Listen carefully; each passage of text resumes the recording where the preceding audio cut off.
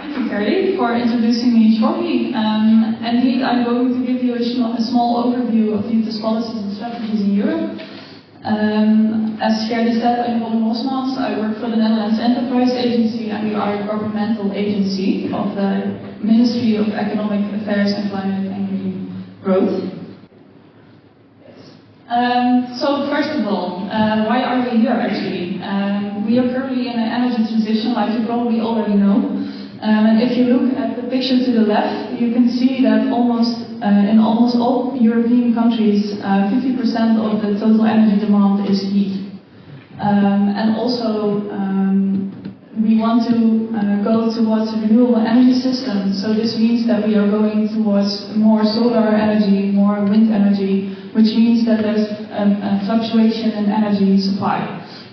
We do not have the luxury of having energy around all time, so that's why we would actually need storage. And you can see in the picture to the right as well that we have a fluctuating energy demand as well, so we want to be warm in winter and maybe cool in summer, so that's also what that storage can take up. If you look at the current renewable energy sources in heating and cooling, we see a switch to this as well. We are currently in Europe on average on 26.2% of renewable energy sources for heating and cooling. So we are moving towards the right direction as well with heating and cooling. But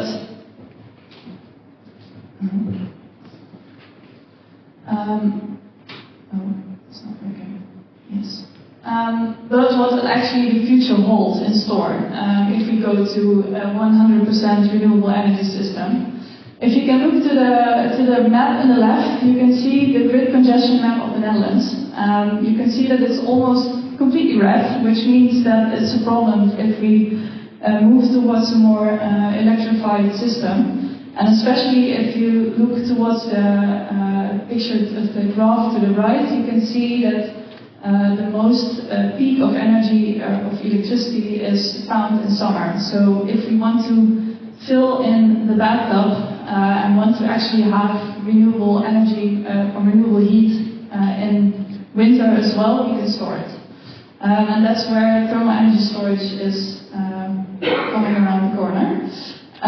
So because the advantages are it can increase system flexibility, it can strengthen the security of our energy supply, it can support climate change adaptation, it can reduce dependence on energy imports, diversify the energy mix affordably, so on and so on. So there's a lot of advantages of thermal energy storage. And why do we actually need the underground? Jerry already mentioned it before. The underground has a large storage volume and potential. If you want to store the same amount of heat, and if you want to do that on the surface, then you need, for example, for a high temperature ATES system, 100 to 200 Olympic swimming pools on the surface. And you can imagine that if you have a very densely populated area, for example, in the Netherlands or other regions in Europe, that this is very hard to fit in. So that's why we move towards the underground. If we now look at all these different UTES types, you have several. There will be some projects as well in the afternoon, but you can see that there are basically 6 types. It's ATES, aquifer thermal energy storage, BTES, borehole thermal energy storage, PTES, pits. There is caverns, fractures, I'm missing one, tanks. Yes. And then if you look at comparing them, the larger the storage volume, the better, or the more cost-effective they are. So if you look here to the right, there's an example of a high-temperature ATES that I just mentioned. Is one of the most cost-effective ways of storing energy. But the thing is, you need an aquifer for this. If you do not have this, then you can use another test, underground test that will be applicable in your area. And UTES is mainly used for seasonal storage, for grid scale and, for example, or mostly in heating grids,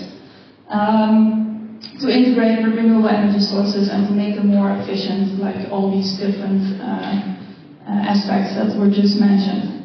If you look at this picture, you can see that in all different kinds of generations of heating grids, that from the first generation on, storage is already useful. But this is more on a daily basis, but if you go to the higher generations, you actually need seasonal heat storage to make the grid more efficient. So from the third generation on, you need seasonal storage. And this importance was already seen on UTES by IEA Geothermal, IWG and Geothermica. And that's why we organized several workshops before. We started in Born, where that high temperature UTES is located, in 2023. And then we moved towards two other workshops. One Symposium in Offenburg in Germany. And then there was quite recently a workshop in Vienna regarding policies and strategies. And of course this workshop today. So if you look back to the workshop in Vienna, it brought together policymakers, researchers and industry to assess Europe's readiness for UTES deployment. And you can see to the map of Europe that there were 9 countries presented. And the program looked like this. We had a first session on UTES policies from Germany, the Netherlands, Switzerland, Iceland and Austria. And the second session was more on business cases and UTES projects. And this is also the basis of today's presentation as well.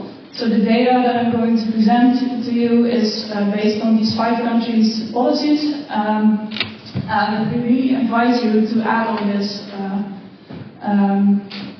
data, because I assume that there are more countries today present, so please share your knowledge, share your strategies and policies so we can actually find examples and compare countries to each other.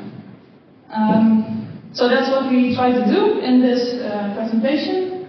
We try to find examples and similarities or even differences in policies and strategies, and find what works and maybe what doesn't, and learn from each other. So I'm swiftly going through the findings of this comparison, and these are the main findings. So examples can be found of energy storage strategies in, for example, Austria.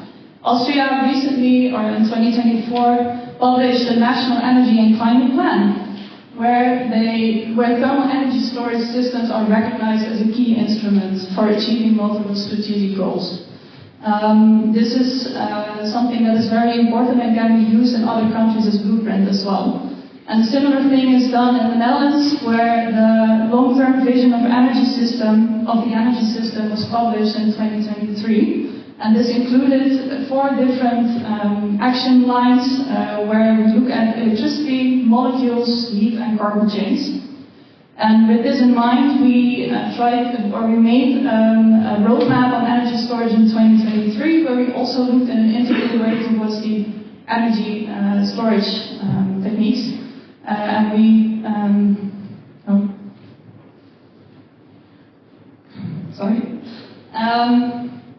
So that's for the Netherlands, and then indeed Christian Minich already explained to you that Switzerland is working on an energy storage strategy as well. It will be there in the upcoming year. So like I mentioned in the Dutch roadmap of energy storage, that was sent to Parliament in 2023, and we look in a more holistic way towards the energy system and choose what kind of storage is logical in a certain application. So for example, if you want to store for weeks or seasons, and with a capacity, so if you want to store it in smaller volumes, then you should store it in heat. But if you want to store it, for example, in also for seasons, but in very large amounts and volumes, then you should use hydrogen, because this is the most efficient way of storing it at the moment. And what we try to do as well in this roadmap is to set a goal.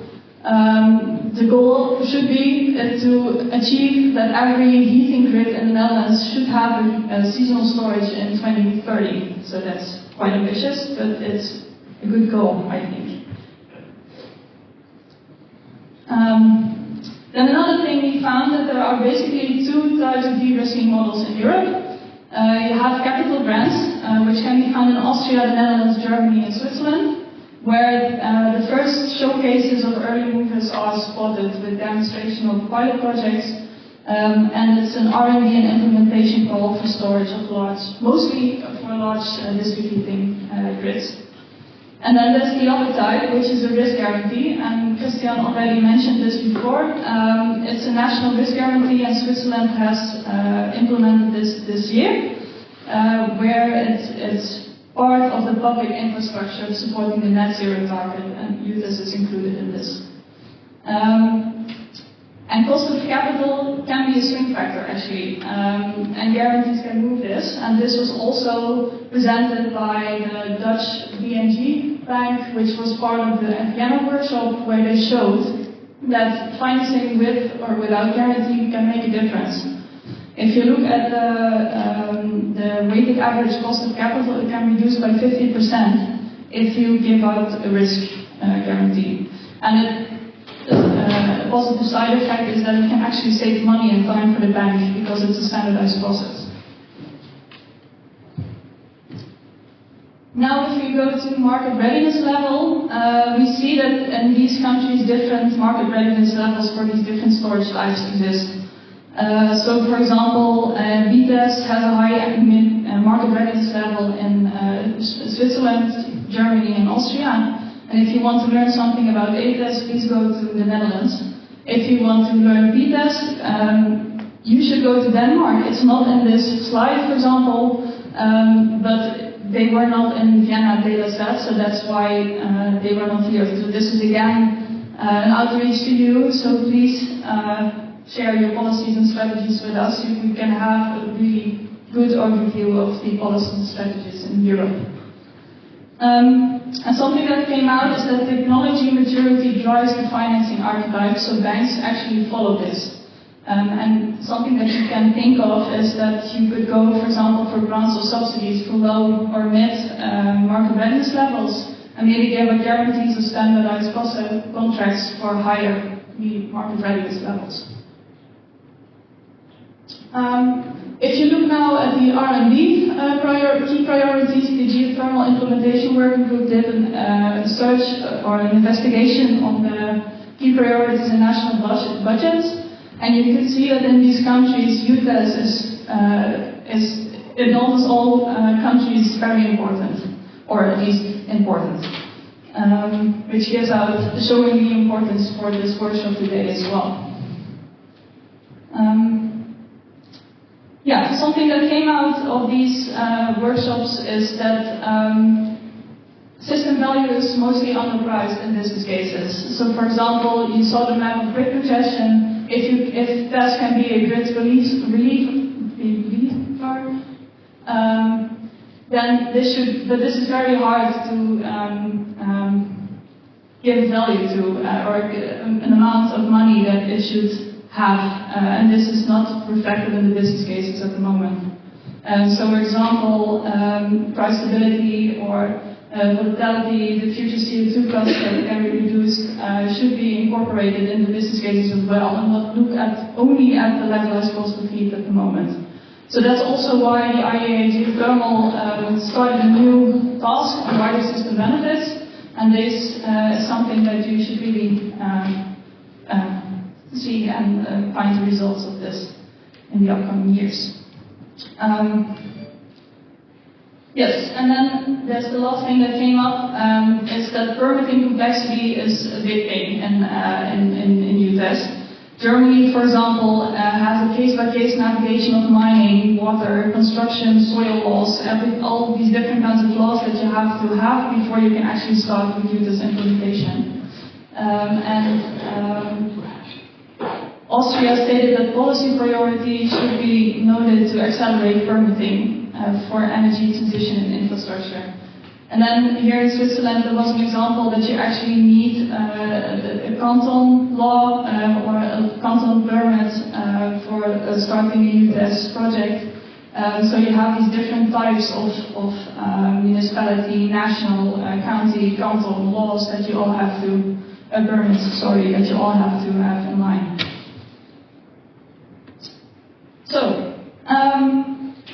There are basically 6 key cross-cutting themes, which is integration. You should couple UTES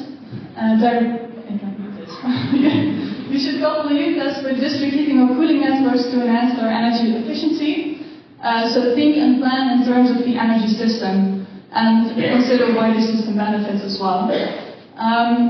The regulatory framework, so intersecting laws, slow development, and clarifying permits, subsurface rights, and environmental considerations should be taken into account. Then there's financial viability, which emphasis on developing strong business cases and secure financing for UTES deployment. Demonstration projects. We need projects to prove that it works and that people see that this can bring them renewable heat. And some success stories will be shared in the afternoon of this program. We need public and private collaboration, so partnerships between authorities and private sector for successful implementation. And lastly, we need strategies, so learn from each other and use strategies of other countries in blueprint for your own. And there will be a talk by EU strategy, which can help to have this as a blueprint for other countries as well, and Mathieu probably will take this on after this presentation. So to summarize, we must simplify permitting routes, consider national risk guarantees, better integrate UTES into energy and heating planning, engage with stakeholders early, learn, use best practice, and develop policy together and let us know. And of course, projects. And I just wanted to highlight that there's a semi-planning here on UTES at the EGC, and you should all visit, I think.